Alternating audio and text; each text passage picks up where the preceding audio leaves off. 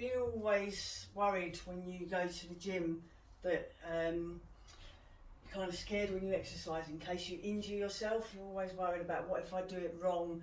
What if I don't get it right? Am I going to hurt myself? This sort of stuff. And it's a very real fear to have, and there is always a risk of injury when you're in a gym and you're using heavy equipment and stuff like that. Sometimes I think us as personal trainers, as fitness coaches, we can kind of add to those fears. So, for example, when I'm working with my clients, not necessarily so much my clients here, but probably more so in the gym that I work in, I'm always correcting their form. And it can feel a little bit daunting. So, for example, we're going to look at a curl and press, which is a fairly kind of standard basic move. So if we're going to curl the dumbbell up towards the shoulder, and then we're going to press it up overhead. So if I was going to cue a client on doing that, I might say to them, okay, you know, keep your elbow tucked into the body so that we're really isolating that bicep as we pull up. As you press up overhead, keep that arm straight so that the weight is coming straight down through the elbow into the shoulder, dissipating through the body here. Make sure that the palm is rotated forwards. All of these kind of things. And so as I'm cueing that to a client, they could be thinking, oh God, you know what, if I don't keep it here or I don't do it there, am I going to hurt myself? Is this going to be bad? So if we look at maybe what a less than perfect curl and press might look like. So the elbow might come away from the body as they curl up, and that's usually because the weight is too heavy, the bicep isn't strong enough, so they're trying to recruit muscles around the shoulder and the chest to help out with that lift. And then maybe as they go up overhead, the arm doesn't go straight, so we've now got this kink here, which means that then the dumbbell is sitting out further away from the body rather than coming straight down how we'd like it to be. So what's the problem with this? Where's the risk? So the risk is that we're putting more strain into the shoulder joint and the muscles across the cap of the shoulder here. So those are the risks. However, I could equally ask my client to do a shoulder raise. Well, now hold on. Now my elbows come away from my body. Now I'm in this position where the stress is in the shoulder, and I've deliberately asked them to do that, and that's a perfectly legitimate exercise move to do a shoulder raise.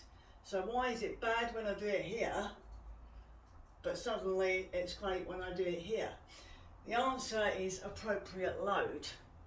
So the risk is, if I'm doing a bicep curl, my biceps are generally a bigger and stronger muscle than the shoulder muscles around the shoulder here. So the temptation is that I'm then potentially using a bigger and heavier weight because I'm trying to work my biceps, and then if that then turns into an accidental shoulder exercise, the load may be too much for the shoulder. So it needs to be appropriate load. If I'm doing the shoulder exercise, I typically want a lighter weight than what I would choose for a bicep exercise. If I'm a beginner and I'm a bit kind of somewhere in the middle with the two, provided I use a load that is appropriate for my muscle strength through the ranges that I'm taking it through, if that means my elbow's coming out, if that means my arm isn't straight, if I use appropriate load,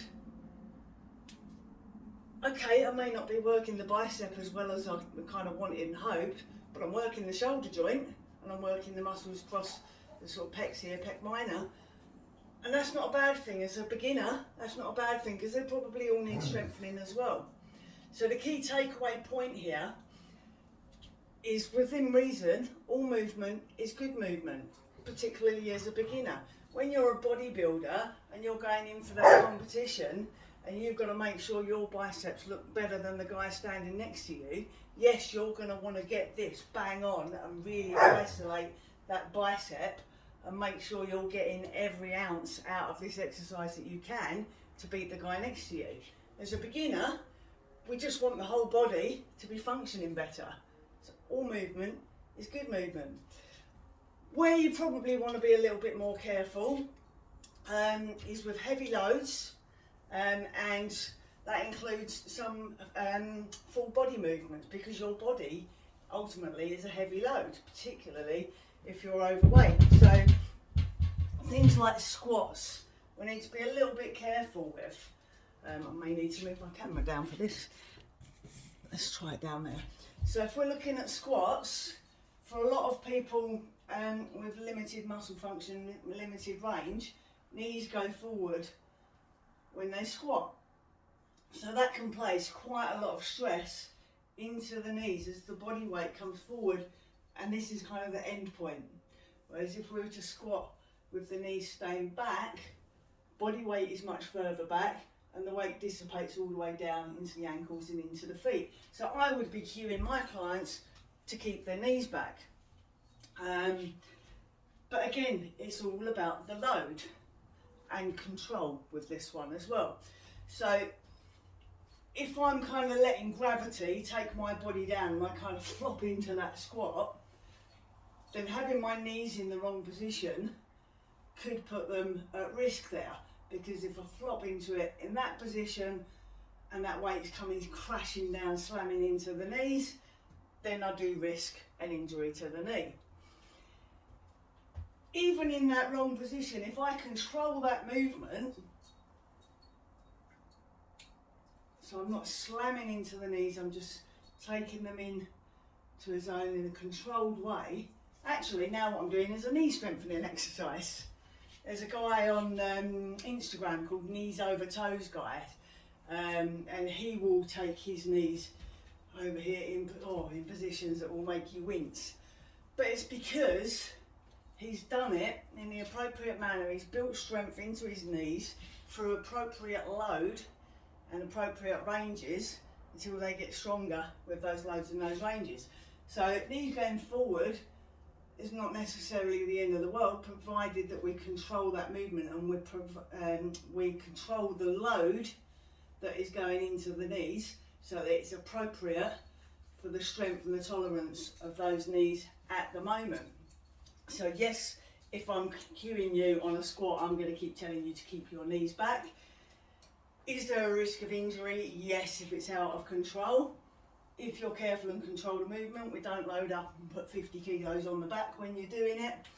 Control the movement, the risk of injury is actually quite low, and what you're probably going to do is build strength and tolerance through that move, which as a beginner is probably not a bad thing.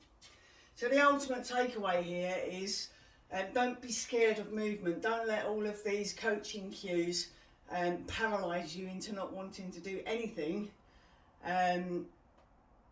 Within reason, all movement is good movement.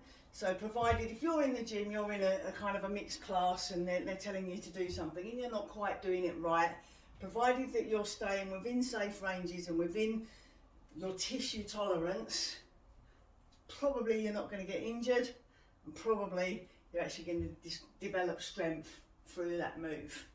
So keep going, guys, keep doing what you're doing. If you're not sure, that's when you come and see me and we'll work through it together.